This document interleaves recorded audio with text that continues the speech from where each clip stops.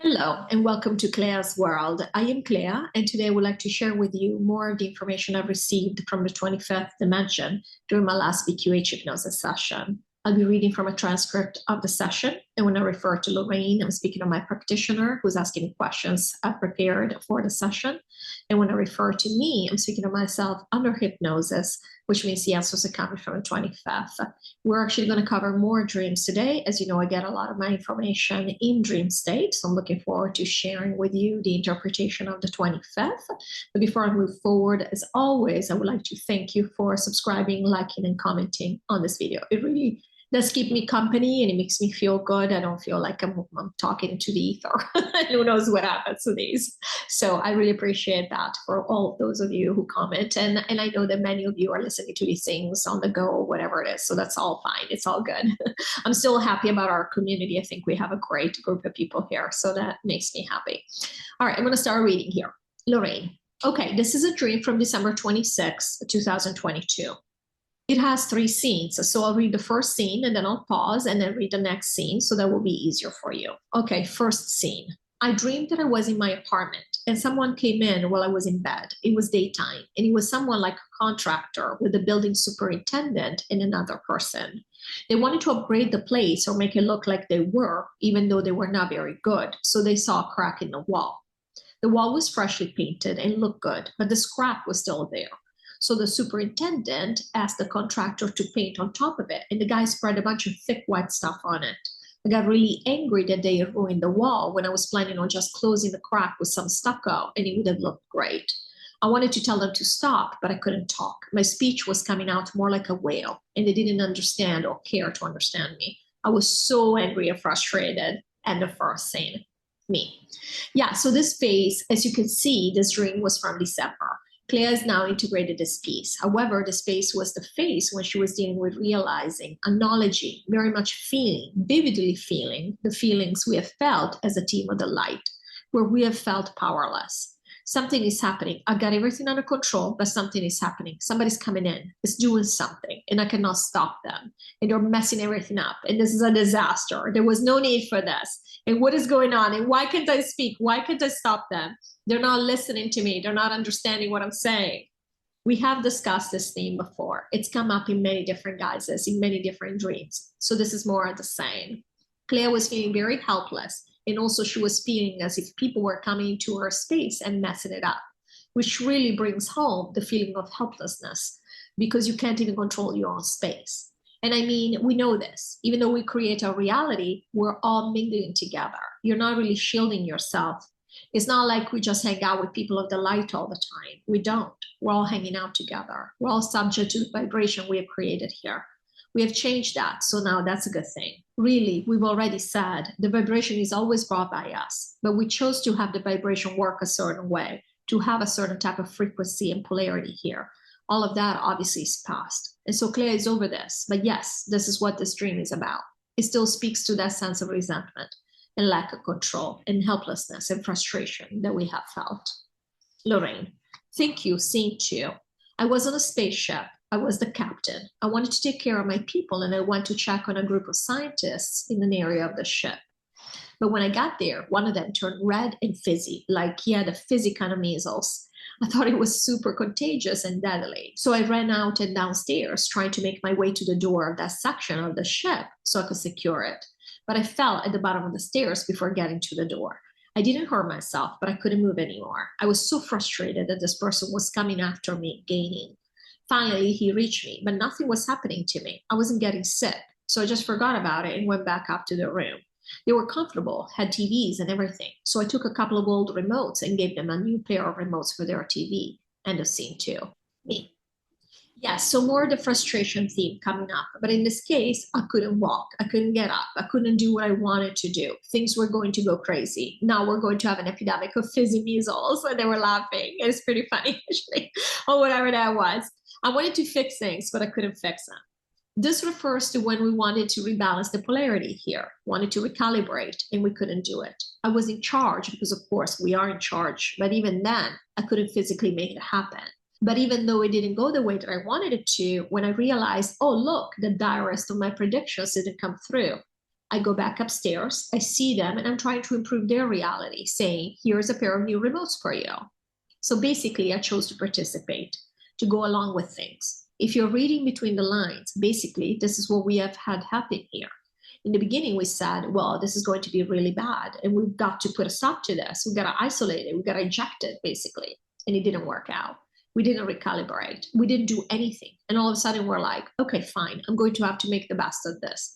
I'm just going to have to participate. Either way, these people look like they're having fun. I can relax as well at this point. Let's all have fun. Let's just pretend this is all normal and everything is fine. So this was historical, and there is no history because obviously there is no time. But in a way, this was a historical representation of the dynamic of how reality has evolved here. Lorrayne, thank you. Okay, this is scene 3 from the dream. I was watching Chuck Norris, the actor who starred in Walker, Texas Ranger, torture his kids. But it was more like he was training them, like he would train someone to toughen them up physically to fight martial arts at a very high level. First, he started with his 5 or 6-year-old son, who was naked from the waist up. He tied him to a board on the floor and used a contraption like a mousetrap to immobilize his right arm and hand. Then he took a fork and pushed it down into the kid's fingertips to get him used to pain. But there was no blood, and the kid seemed okay, as if this was just the beginning of the training, so nothing too painful. Then it was his older son's turn, who looked about 14, and was also naked from the waist up. I saw Chuck file this tool that looked like a big 2-pronged fork, almost like a trident, a bit bigger than his hand that was missing the middle tine. He first tested its sharpness on a piece of fake wood covered in vinyl. I thought he just wanted to scrape off the vinyl from the wood panel.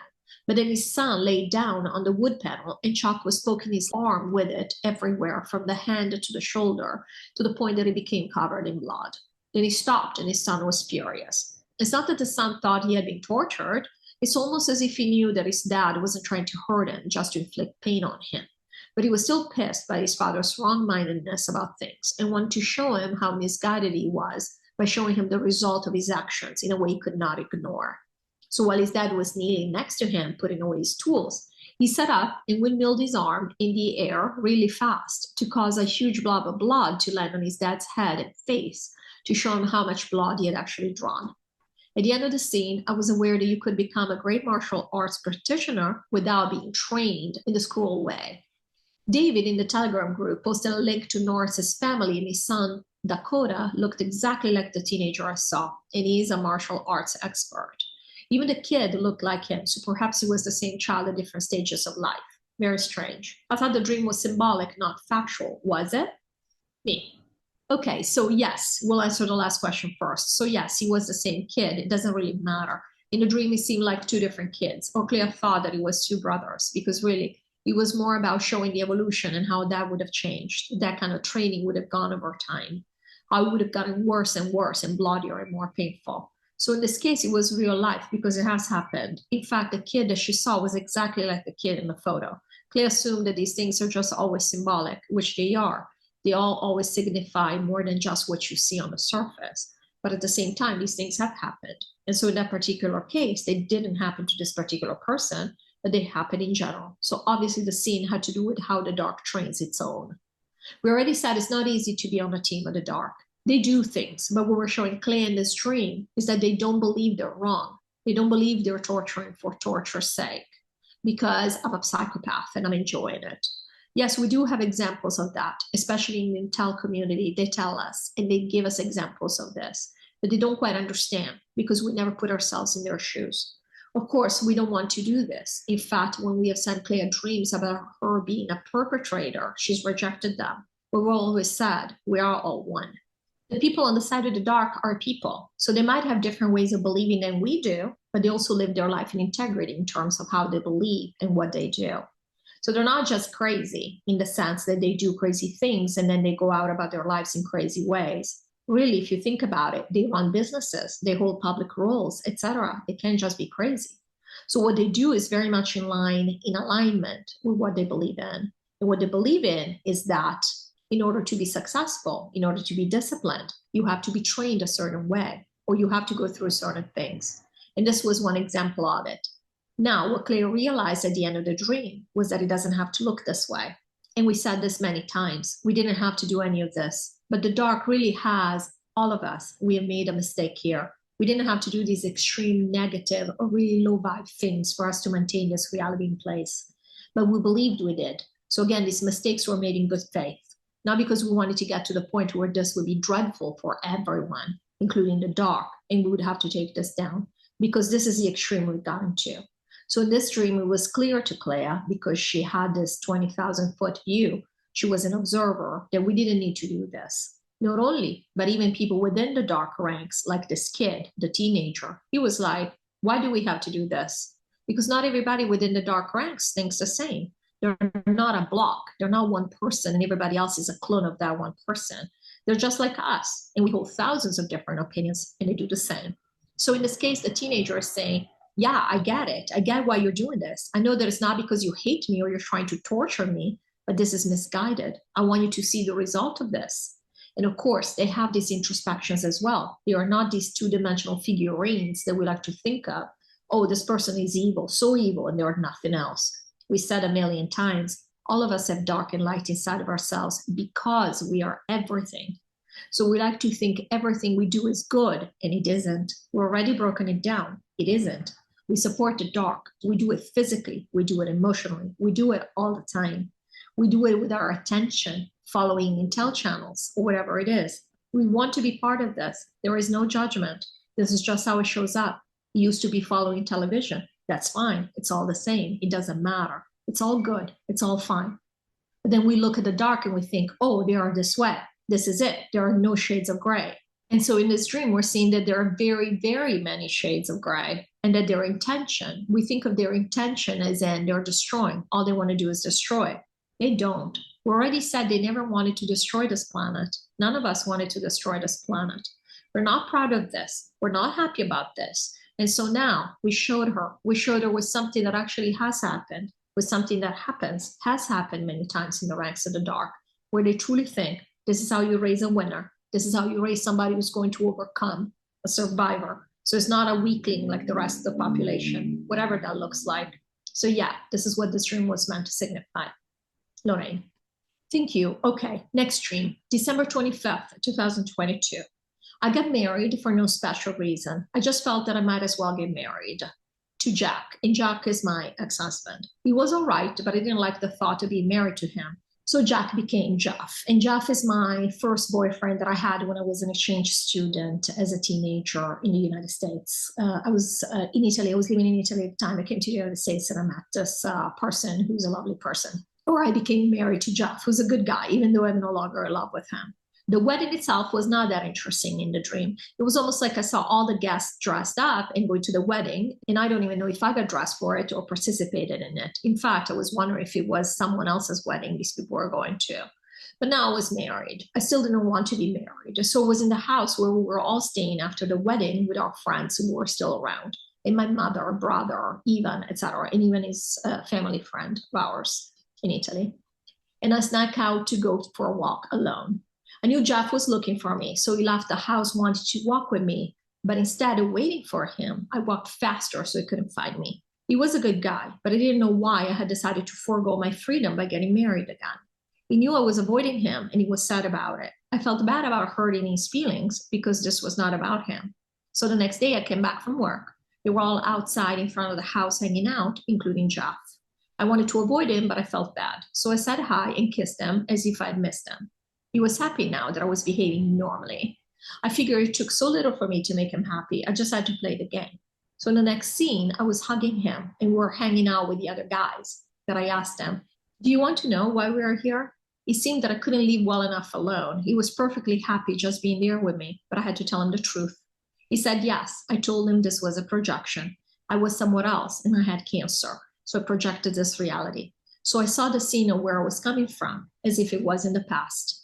I saw my mom, brother, and good friends like Ivan and others hard at work prepping cod and hanging it to dry so I had food to last me a long time because dried cod would cure me. They had it everywhere. They were working so hard for days and days. They really cared for me. But I thought to myself that they would have to eat it without me because I was not going to be there much longer. Not because I was going to die, but because I was leaving and I would no longer need it and I would no longer have cancer, perhaps by projecting elsewhere. There was a group of people working on the cod at this huge square table, and I said, I like this trajectory in relation to something, even though I hadn't told them that I was going to be gone. Then a woman sitting beside me had someone give her some of the food to eat, and she felt cared for. So she said, I like this trajectory too, because she had found people who were kind to her, which she wasn't used to. This was the end of the dream. Me.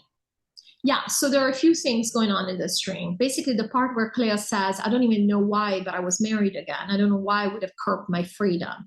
The fact is, this is what we do here. This is what Clea feels like she has done, and this is what we all do. When we come into these games, we're imposing limitations on ourselves. And so Clea is in the dream saying, I already did the marriage thing to Jack, and now I'm married again. And initially in the dream, she said, I'm married to Jack, which again very clearly shows we're back in the limitations. But then she couldn't even handle that in the dream because all these dreams were already explained. These are lucid dreams. I mean, we are changing a lot of stuff in our dreams as we go because it doesn't matter to the higher self.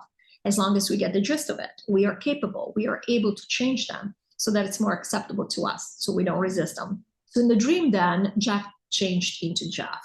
Jeff was an old boyfriend from when Clea was a teenager, a very much a lovely person. However, he also would have not understood anything that Clea is doing right now. Extremely, extremely 3D. And so in the dream, she's being contained because she is 3D. She's being contained. She cannot tell her truth. And so now she has to play this part, and not because she dislikes him and has to pretend that she likes him, but because truly she's not being herself around him. But she doesn't want to hurt him just because he feels differently and he wants to believe in different things. She does care for him, but she is sacrificing herself. But then she can't help herself. She wants to share with him. She wants to tell him the truth because Clea is always trying to tell the truth. This is what she does. This is what she came here to do. She wants to spread these messages. And so she's telling him, no, listen, it's not real. This is a projection. And I'm laughing here because it is so true. This is so my personality. I'm always like, let's dig deeper. Let's get to where, to what's underlying everything. And this is how I started speaking on the 25th at the end of the day. I've been working, looking back in hindsight, I've been working on this my entire life. Yeah, so it makes sense that we align with things. Doesn't mean he was going to believe her, but then in the next part of the dream, she's going off into the past, what she experiences as the past, which truly she's looking into what is actually going on behind the scenes. So what is the truth? So that situation was a projection of something, and that something in the dream is the fact that she had cancer. So a reality that was unpleasant. And not only, but she was with her family and friends from Italy, but she was getting ready to leave them. Now, Clea has a lot of not regrets necessarily. Well, they are regrets in many ways, but she always thinks, what if I'd taken a different path in my life? I wasted so much time that I could have spent with my family, because she's been very much a family person in this lifetime, and she's still dealing with the perceived loss. This is part of the mourning that we are doing, that we will do much more vividly once we get to New Earth and we realize we're really taking this down. It is a little easier for us to ignore this now because, of course, we still see the people around us. So we pretend they're still here. But in dream state, we know they're not here. And so in this dream, she's reliving again and again the fact that she's leaving. She's separating herself from her family and friends. So again, she's the loner. She's the one that makes the choice to have a different life, a different alignment. But of course, she would have liked to stay with these people. She loved them. Not only they're taking care of her, they're doing all this work because they know it's going to cure her. But then she realizes, I don't even need this because I'll be fine. I'm still leaving. This is how we've lived our existence here, where we are all united. We are all one. So even though we like to feel like we're separate, look at these people in the dream. They were doing things for her, and we're always together. But of course, once again, Clea feels like I made a different choice. I abandoned everything behind me. And this represents how we feel about the fact that we're leaving everything behind. And this will become much more evident as we get closer and closer to when we're going to say, yeah, okay, we're taking it down now. And so these dreams are going to keep coming up. And for other people, this integration will happen in different ways. Or this realization, acknowledgement before you can even integrate will come up in different ways. But it will come up because we're obviously inching closer. Whether this takes another 10 months or 2 years or 2 months, we are still inching closer. And the closer we get, the more clear the veil is almost non-existent, as we said at this point, and things will become more obvious. And one of the things we've been telling you that you've been dealing with is that you don't want to know that this is coming down because it is very overwhelming. It is extremely emotionally taxing. And so in the dream, yes, they were doing all these wonderful things, but she was going to take off and leave all of it behind. but it made her feel better that she was helping this other woman who was there and sharing with her. So she felt like, yeah, I'm doing this and this doesn't feel great and I have to do this. Because again, the light workers always feel like I have to do this, even though they are free, just like everybody else. We choose to put this limitation on us where we have to do certain things. But at the same time, yes, but I'm taking care of people. So now she's taking care of this person. And not only, but she realizes that despite how painful this isolation, this self-isolation, these alternative choices, if you want to think of it that way, compared to the majority of people that she's had to make, how painful they've been, how isolated they've been, not only good has come of it, but she also realized, yes, but this is a good trajectory. And not good because we know what we think of good here. In reality, there's no good and bad. And so it's just a trajectory that works for me. It's a trajectory that makes me happy. That's what I want. That's what this means. Not that Clea's trajectory is any better than anybody else's. In fact, in the dream, to bring that point home, this lady who's there, who's not making the same choice as Clea, she's not going to New Earth. She's staying behind with her family, her friends, etc. This person feeling taken care of, she says, yes, I like this trajectory too. And she has a completely different trajectory. But the entire point is we are going towards the situation of the takedown, which is going to cure everything. It's curing the cancer, right? And we like it. We are happy that this is happening and that we're getting closer and that we're doing this. Now, we said we're not happy that we had to take this down. We would have rather not have to deal with any of this and just enjoyed ourselves for eons more on this planet, to have this planet available for essences to come here. But considering what's happened and considering what we are doing, we are happy that we are moving forward because there is no point. This is another one of the realizations Clea's had over the last 3 days. There is no point in delaying this any longer. She actually realized that she was delaying it. She was procrastinating. She was dragging her feet because she really didn't want to deal with the actual passage, the actual transition, because it's going to feel very startling and she didn't want to have to miss this place. And a lot of us, despite everything, despite saying that all of us really, despite saying that we want to leave, we really are very sad about leaving this behind. And so we're not completely disappointed by the fact that we decided to stay a little bit longer because it allows us to go through the emotions, filter some of the emotions and integrate some of the emotions surrounding the loss of this planet, because we are very much going to experience it as a loss. Even on New Earth, we will realize that there is no loss and it's always there because, again, it's not the past. We're still going to be able to explore it and to experience it if we want to. We can always go to Earth, to what we'll call old Earth at any time, but we're not going to want to do that. We're going to be focused on our new experience. So in that sense, we'll still feel the loss. It's still something that we have done already. It's not that we're living through right now. So that's what this dream was translating for Clea. I know this was a lot in this stream, but I hope you enjoyed it. And I look forward to seeing you in the next video. Thank you, as always, for watching and take care.